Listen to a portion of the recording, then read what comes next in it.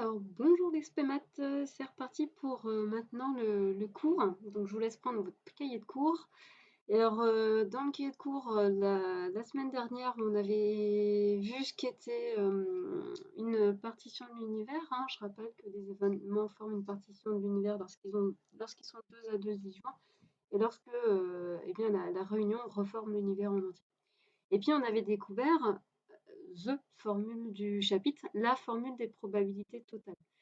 Donc, j'ai pas l'illustration ici, mais je rappelle que, bah, en gros, si vous avez partagé votre univers en n parties, bah, la probabilité de B, ça va être donné par P de A1 inter B plus P de A2 inter B plus etc. jusqu'à P de AN inter B. Et en termes de proba conditionnel, ça vous donne cette formule ici. Alors, on avait vu la formule, en revanche, on n'avait pas eu le temps de la mettre en application. Alors, je vous avais distribué l'exercice d'application 3, vous aviez commencé à le faire, mais on n'avait pas du coup fait la correction. Donc ici, l'arbre ci-compte représente une situation de probabilité, on n'a aucun contexte. À l'aide de la formule des probas totales, calculer P de B. En effet, B, on se rend compte que il est ici, il est ici et il est ici. Donc il y a bien trois façons d'arriver en B en partant de l'univers. Soit je passe par A1 et j'arrive en B, soit je passe par A2 et j'arrive en B, soit j'arrive en A3 et j'arrive en B. Donc c'est bien en fait la formule des probabilités totales qui va s'appliquer. Alors, la formule des probas totales impose d'avoir des événements qui forment une partition de l'univers oméga. Ici, quand on part de l'univers oméga, on voit que on l'a partagé en trois bouts, les événements A1, A2 et A3. Alors, il y a une chose qui est implicite justement dans l'arbre, c'est que on peut pas, enfin implicite, on peut pas, au vu de cet arbre, en partant de l'univers, être à la fois dans A1 et à la fois dans A2. Ça se partage. Donc en fait, ça indique que les événements qui sont ici forment une partition de l'univers. C'est ce qu'on va citer. Donc c'est parti. Les événements A1, A2 et A3 forment une partition de l'univers. Donc attention à la rédaction et à la justification, hein. Il faut bien donner déjà cette première hypothèse avant de pouvoir appliquer la formule des probas totales. Forme une partition de l'univers. Donc d'après la formule des probabilités totales, donc d'après la formule des probabilités totales, on a le point. Alors, P de B qui va être égal à P de A1 inter B plus P de A2 inter B plus P de A plus P de A3 inter B. Okay.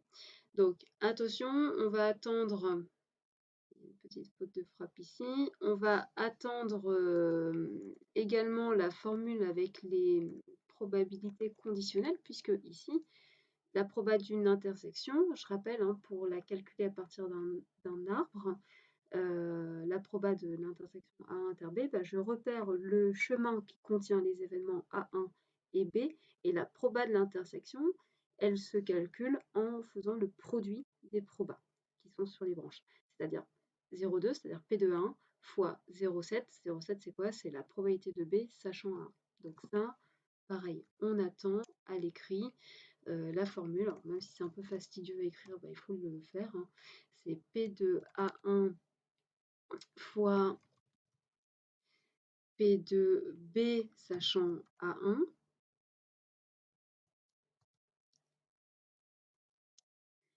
plus P2A2 inter B, bah, ça va être P2A2 fois P2B sachant A2. Moi, je vais faire un copier-coller, ça me permettra d'aller nettement plus vite sur l'écriture. Et enfin, P2A3 inter B, c'est quoi? Bah, c'est P2A3 fois P2B sachant A3.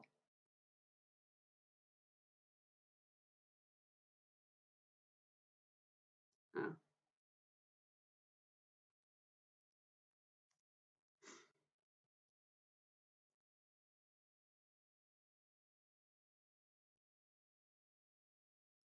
voilà.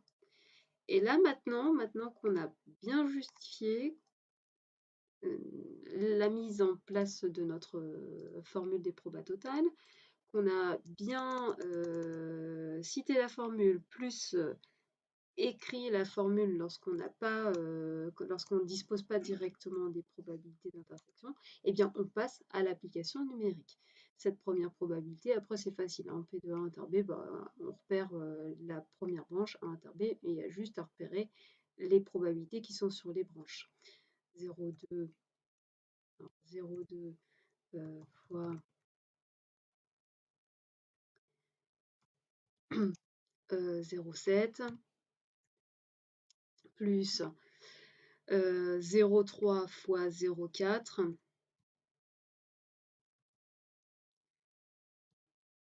plus eh bien 0,5 fois, là pour le coup il n'y a qu'une seule branche, fois 1.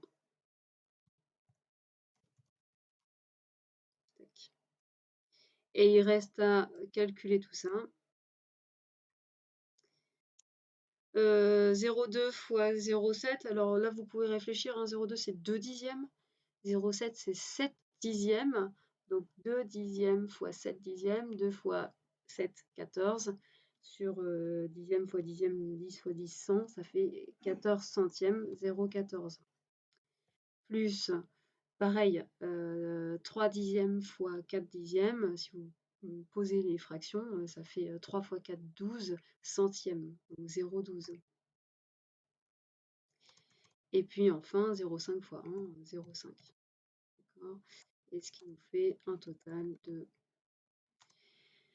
0,14 et 0,12, ça nous fait 0,26, plus 0,5, ça nous fait 0,76. Voilà. Donc, tac, alors c'est un peu fastidieux parce qu'il faut que je mette en forme en même temps que ma vidéo. Et voici. Donc on a bien répondu à l'exercice d'application 3, on a bien calculé P2. Alors, on va passer à l'exercice d'application 4. Malheureusement, je n'ai pas eu le temps de vous le distribuer, donc je vous le mettrai en lien à télécharger. Donc le voici. Je vous laisse le découvrir. Vous appuyez sur pause pour le faire tranquillement. Faites-le au crayon papier. Et une fois que vous l'avez fait, eh bien, vous remettez la vidéo en lecture pour avoir la correction. À tout à l'heure. Voilà, alors j'espère que vous avez bien mis sur pause. Donc, on nous demande ici de calculer à nouveau P2B à l'aide de la formule des probabilités totales. Donc pareil, avant de la mettre en application, il va falloir justifier qu'on a bien une partition de l'univers. Si on regarde, on part de oméga. Oméga, il est partagé en deux parties. Il est partagé en les événements A et A bar. Et puis les événements A et A bar forment bien une partition de l'univers. Hein. A et son événement contraire sont bien deux événements disjoints. Ils ne peuvent pas se réaliser en même temps. Et en même temps, si on fait la réunion des deux événements, on retrouve bien l'univers. Donc ça, il n'y a pas de souci. On peut expliquer que les événements A et A bar forment une partition de l'univers.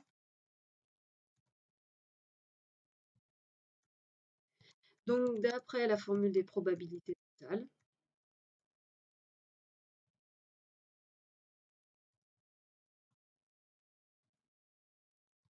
on a deux points, c'est parti, P de B, qui est égal à, donc, on peut s'aider de l'arbre pour bien visualiser. Pour arriver en B, on a deux façons. Soit on vient de A, puis on arrive en B, donc P de A inter B, soit on vient de A bar et on arrive en B. Donc plus P de A, bah, P de A bar inter B. Donc P de A inter B plus P de bar inter B. D'accord? Idem, on ne dispose pas sur cet arbre des probabilités des intersections directement. Donc, on explique comment on fait à l'aide des probas conditionnels. P de A inter B, bah, c'est cette proba, c'est-à-dire P de A fois la proba qui est ici sur cette branche, c'est-à-dire P de B sachant A. P de A fois P de B sachant A, plus P de A bar inter B, bah, ça va être P de A bar fois P de A bar fois P de A bar, n'importe quoi, fois P de B sachant A bar. Tac. Et donc ensuite, maintenant qu'on a bien donné notre formule, ben on passe à l'application numérique, P de A fois P de B sachant A, P de A c'est 0,3, P de B sachant A c'est 0,6, donc ça nous fait 0,3 fois 0,6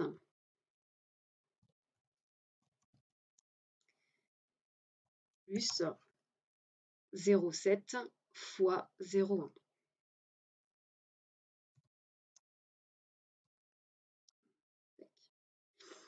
Et ensuite, bah pareil, hein, on essaie de réfléchir un petit peu. On a 0,3, c'est 3 dixièmes. 0,6, c'est 6 dixièmes. Donc 3 dixièmes fois 6 dixièmes. 3 fois 6, 18. Sur dixième fois dixième, centième, ça me fait 18 centièmes. Plus 7 dixièmes fois 1 dixième. 7 fois 1, 1. Dixième fois dixième des centièmes, 0,07. Voilà. Et donc, si on additionne, ça nous fait 0,25. Voilà. Donc ici, on a calculé P de B. D'accord? Alors, tout l'intérêt justement, et ça c'est hyper classique, maintenant qu'on a calculé P de B, on va être capable de calculer un nouveau type de probabilité conditionnelle, des probabilités qui sont justement conditionnées selon B, puisque rappelez-vous dans la formule, il faut faire P de A inter B divisé par P de B. Et P de B, ça tombe bien, on vient de le calculer. Donc ça, c'est assez classique d'en déduire des nouvelles probabilités conditionnelles, hein. Vous ne pouvez pas les lire sur votre arbre directement, puisque ici, les seuls probas que vous avez, ce sont des probabilités qui sont conditionnées selon A ou A bar, selon les événements qui sont au premier niveau de branche. Vous n'avez pas selon B. Donc ici, bah, c'est très simple, hein, on va appliquer la formule du cours, donc c'est parti. P de A sachant B, c'est quoi? C'est P de A inter B sur P de B, d'accord? P de A inter B, bon, on l'a déjà calculé précédemment, mais si on veut être hyper propre, on peut à nouveau réécrire la formule, hein. P de A inter B, c'est ça fois ça. Et c'est quoi ça? Bah, c'est P de A, et ça, c'est P de B sachant A. Donc, on peut bien écrire la formule pour détailler un maximum à l'écrit. Tac. Ah, petite erreur. P de A, P de B sachant A. Et donc, divisé par P de B. Voilà. Et donc, bah là, c'est parti. On remplace par les valeurs numériques. Ça nous fait P de A, on avait dit 0,3, fois P de B sachant A, 0,6, divisé par P de B. Et là, il ne faut pas oublier que P de B, on vient de le calculer, c'est 0,25. Voilà. Donc, ce qui nous fait au numérateur 0,18 divisé par 0,25 du coup. Ce qui nous fait 18 sur 25. Alors ça va se simplifier.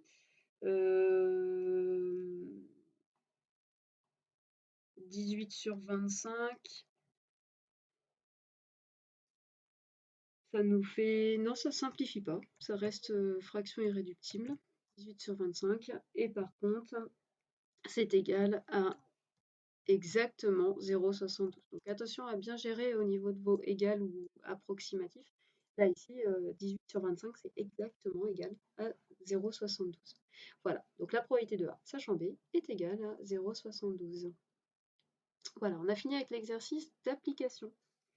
Alors, on va continuer un petit peu dans le cours aujourd'hui, puis ensuite on passera aux exercices. On va